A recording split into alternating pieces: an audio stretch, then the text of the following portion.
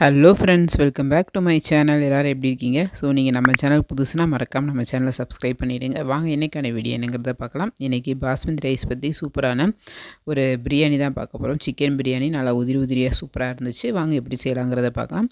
அதுக்கு முதல்ல ஒரு 1/2 kg சிக்கன் எடுத்து மஞ்சள் உப்பு போட்டு நல்லா வாஷ் பண்ணி எடுத்து வச்சுக்கோங்க.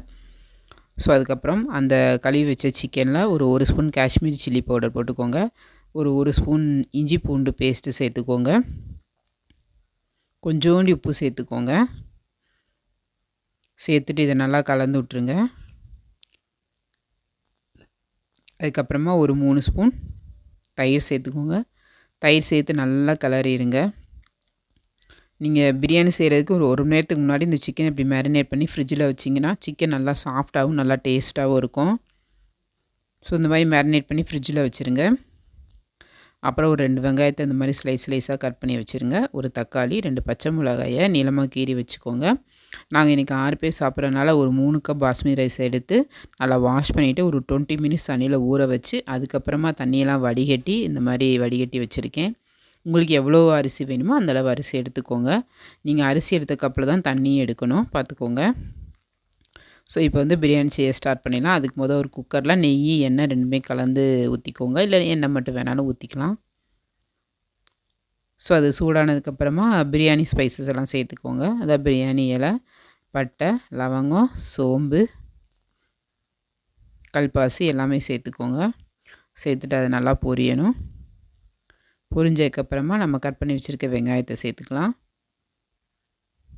வெங்காயம் பிரியாணிக்கு நிறையா சேர்த்துக்கோங்க. தக்காளி ரொம்ப கம்மியாக சேர்த்துக்கோங்க. அப்போ தான் டேஸ்ட்டு நல்லாயிருக்கும்.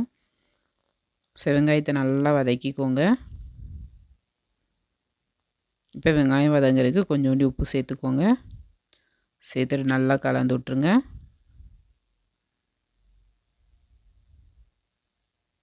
ஸோ வெங்காயம் கொஞ்சம் நல்லா வதங்கட்டும்.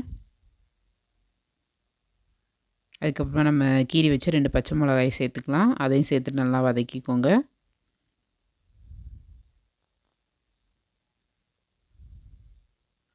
வெங்காயம் இந்த மாதிரி நல்லா வதங்கணும்.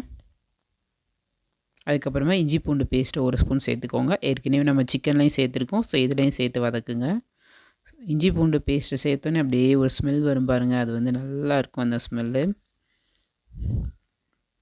அதுக்கப்புறமா கட் பண்ணி வச்ச கொத்தமல்லி, புதினா சேர்த்துக்கோங்க. சேர்த்துட்டு அதையும் சேர்த்து நல்லா வதக்கிடுங்க.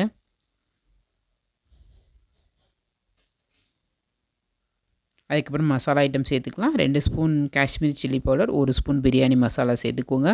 நான் மஞ்சப்பொடி சேர்க்க மாட்டேன். ஏன்னா பிரியாணி அப்போ தான் ரெட் கலராக கிடைக்கும். உங்களுக்கு தேவைன்னா நீங்கள் மஞ்சப்பொடி சேர்த்துக்கலாம். ஸோ இந்த காஷ்மீரி சில்லி பவுடர், பிரியாணி மசாலா உங்களுக்கு தேவையான அளவு சேர்த்துக்கோங்க. சேர்த்துட்டு இதை நல்லா வதக்கி விட்ருங்க.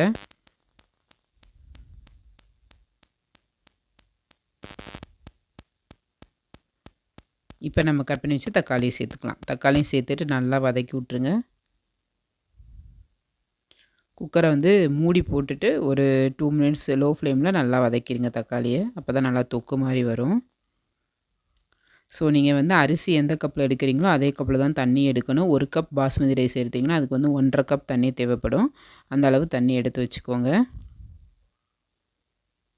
அதுக்கப்புறமா 2 ஸ்பூன் தயிர் சேர்த்துக்கோங்க. தயிர் சேர்த்துட்டு நல்லா வதக்கி விட்ருங்க.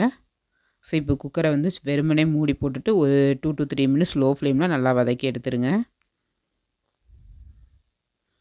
பார்த்திங்கன்னா ஒரு தொக்கு மாதிரி ரெடி ஆகிருக்கும் கிரேவி. இந்த மாதிரி ரெடி ஆனதுக்கப்புறமா நம்ம மேரினேட் பண்ணி வச்சுருக்கோம் இல்லையா சிக்கன், அதையும் சேர்த்துருங்க. சேர்த்துட்டு இதையும் நல்லா அப்படியே அந்த மசாலாவோடு சேர்த்து நல்லா வதக்கி விட்ருங்க. நல்லா லோ ஃப்ளேமில் வச்சே வதக்கி விட்ருங்க.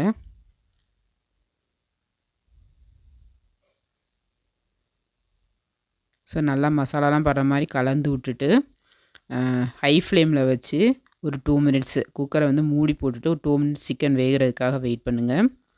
2 to 3 மினிட்ஸ் போதும். ஸோ பார்த்திங்கன்னா சிக்கனில் நல்லா மசாலா இறங்கி இருக்கும். இப்போ திரும்ப லோ ஃப்ளேமுக்கு மாற்றிடுங்க. மாற்றி விட்டு நல்லா வதக்கி விடுங்க. ஸோ இந்த மாதிரி சிக்கன் நல்லா வதங்கணும்.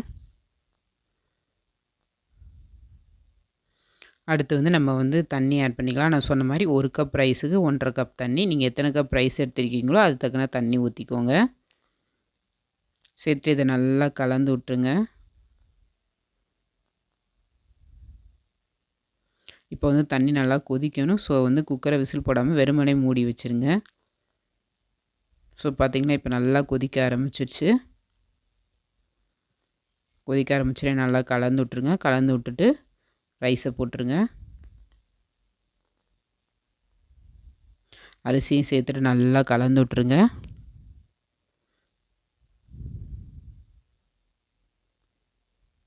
மெதுவாக கலந்து விடுங்க, இல்லைன்னா அரிசி உடஞ்சிரும். ஸோ இப்போ வந்து உப்பு காரம் செக் பண்ணி பார்த்துக்கோங்க. உப்பு கொஞ்சம் தூக்கலாக இருக்கணும். அப்போ தான் வெந்ததுக்கப்புறம் கரெக்டாக இருக்கும். நான் கொஞ்சம் உப்பு சேர்த்தோம். ஸோ இப்போ வந்து அரிசியும் தண்ணியும் ஒரே சமமாக வரந்துட்டிக்கு வெயிட் பண்ணணும். அதுக்கப்புறமா தான் நம்ம வந்து குக்கரை மூடணும். ஸோ இந்த மாதிரி வந்ததுக்கப்புறமா குக்கரை மூடிடுங்க. மூடிட்டு விசில் போட்டுட்டு ஹை ஃப்ளேமில் ஒரு விசில், அப்புறம் அப்படியே அடுப்பை ஆஃப் பண்ணிவிட்டு வச்சுருங்க. குக்கரை திறக்காதீங்க. ஹை ஃப்ளேமில் ஒரு விசில். ஸோ அதுக்கப்புறமா ப்ரெஷர்லாம் அடங்கினதுக்கு அப்புறமா குக்கரை திறங்க. பார்த்திங்கன்னா ஒரு எம்மியான உதிரியான சிக்கன் பிரியாணி ரெடி ஆயிடுச்சு. ஸோ நல்லா உதிரியாக செம்ம டேஸ்ட்டாக இருந்தது ஃப்ரெண்ட்ஸ். மறக்காமல் ஒரு தடவை ட்ரை பண்ணி பாருங்கள். நீங்கள் ஜீரக சம்பாவில் செஞ்சுருப்பீங்க, பாஸ்மதி ரைஸ்லேயும் ஒரு தடவை செஞ்சு பாருங்கள். நல்லா டேஸ்ட்டாக இருக்கும். மறக்காமல் நம்ம சேனலை சப்ஸ்கிரைப் பண்ணிடுங்க. நம்மளோட மற்ற வீடியோஸ்லாம் பாருங்கள். லைக் பண்ணுங்கள், ஷேர் பண்ணுங்கள், கமெண்ட் பண்ணுங்கள். ஸோ இது பிரியாணி கிரேவி அப்புறம் சிக்கன் 65 வச்சு சாப்பிட்டா செம்ம டேஸ்ட்டாக இருக்கும். ஸோ தேங்க்ஸ் ஃபார் வாட்சிங். டடா பாய்.